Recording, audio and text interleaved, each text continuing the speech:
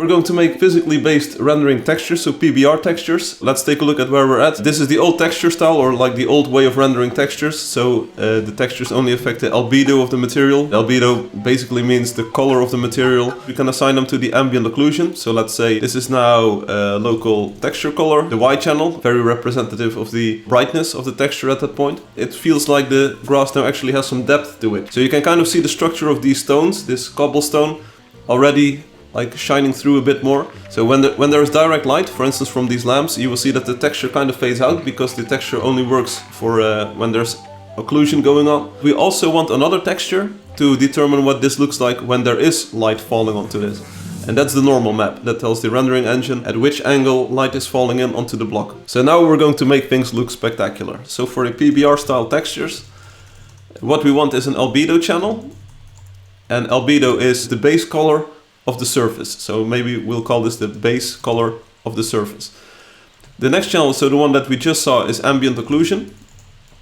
Ambient occlusion just says like, hey, if there's no direct light falling onto this, how much light will this pick up from itself? In a room you naturally get less light in the corners because there's just less light going to the corners than, for instance, on the flat surfaces like the walls and the ceiling. And then the final channel that we have is the normal map. It's kind of a 3D arrow, kind of like pointing your finger, that says which angle is this bit of material pointing towards. Maybe there are shields hanging on a wall in the medieval game, and these shields are round. Then the shield actually on the sides points outwards to these directions, and the closer you get to the center of the shield, the more they face towards like the direction of the wall. So the normal map breaks up the wall. It says like, okay, light is actually going to be reflected in different directions.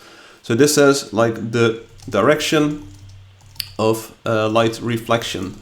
I have been doing some homework yesterday. What I did is I added animated normal maps. So the waves that are pointing away from us are actually like they have their surface normals point that way. And the waves that are actually pointing towards us have their normals like towards our eyes. Light is going in all directions depending on where the waves of the water are.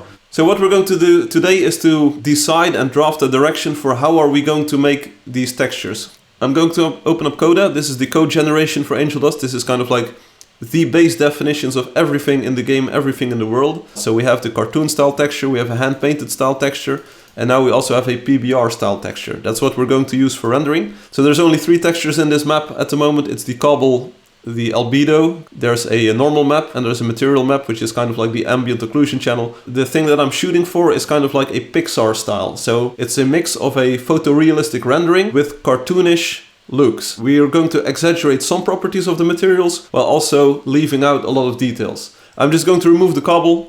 Boom, it's gone. New folder called Cinder Blocks. I did some preparation. I have the artwork production files for the game that's currently in production. We're going to use these as a base. So here are the cinder blocks made in Illustrator because these are vector files. This is the cartoon texture that we currently have in the game. We're going to have to pull this texture apart and try to deduce a albedo map from this, ambient occlusion map, and a surface normal map. We remove the cobble definition and we're going to go to the cinder blocks large, and we're going to say like this is going to get a cinder blocks large PBR texture like this, and now we have to draw it. One thing that we know, like albedo is the surface color of things. One thing that we don't want is to have highlights and like dark areas in here. Like all of these shading things, we don't want that in the albedo map, and we also don't want the highlights.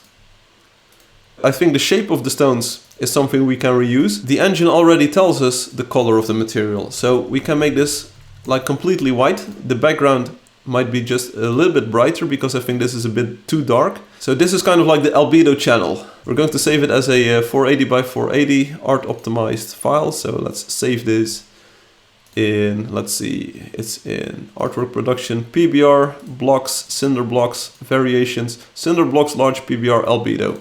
That's exactly what we want to call it. Let's save it, and if all goes well, we'll have it in our texture packer. Alright, so this file will be available to the engine in a few moments. Now we need to do ambient occlusion. I have a trick for this. I have a tool called PixPlant. We can use this to make a ambient occlusion map if we have a height map. Let's add this to the list. We want a height map, and that tells us is the pixel part raised or lowered compared to the surface. So if you have bricks, the bricks themselves mostly stick out, so they're like kind of like in front of the mortar that they're laid in. So we're going to have to use a height map. Now coincidentally, our albedo map kind of acts as a height map already. The white portions are like the raised portions. Displacement map. That's kind of like what I call a height map. And as you can see already, sort of, you can see the 3D shading on this. Like the white areas are sticking out. Let's maybe make this a 2x2 tile. Remove displacement here because we're going to use normal mapping. This is what we're going to use in our engine. So it's going to have this material definition to it. So maybe we can just use the normal map that this tool creates. So as for normal mapping, as you can see, we have these weird funky colors. The bluish, like the pastel blue kind of color, means that light is actually pointing, or the surface is pointing straight towards your eyes. And as you can see, the green kind of indicates that it's aiming or like pointing towards the top. Purplish wine color means that it's pointing towards the bottom. And then you have the sides being cyan and this orangish color. And then all kinds of shades in between. Since we don't have displacement mapping, maybe we can just exaggerate the normal maps like this. So we can make it super smooth. This is also a cool look. I mean, if we're going to go with a cartoonish look, I feel that this is also a way to go. So let's use this as the normal map for now. So save normal map as. Okay, we're going to save it. It's going to be called Cinder Blocks Large PBR Normal. Boom. So we now have two files here. We have the albedo map and we have the normal map. And now we also need to make the ambient occlusion map. And that's going to be, we can use 3D maps, extract from the displacement map. Let's save the ambient occlusion as well. And we have to call that one material. So one thing we have to do is to save this project, publish the sprite sheet. We have to convert the texture sheet for the engine. And then we have to load in the new material definitions in the game. So let's run the code generation. So let's see what it looks like in the engine. We're looking at the shadow side of the wall right now, and in the evening, like now, the light actually moves in front of it. Previously we had these hand-painted highlights and they were always in one direction, but now you can actually see that the light is being reflected from the source. So we can actually track the sunlight like this.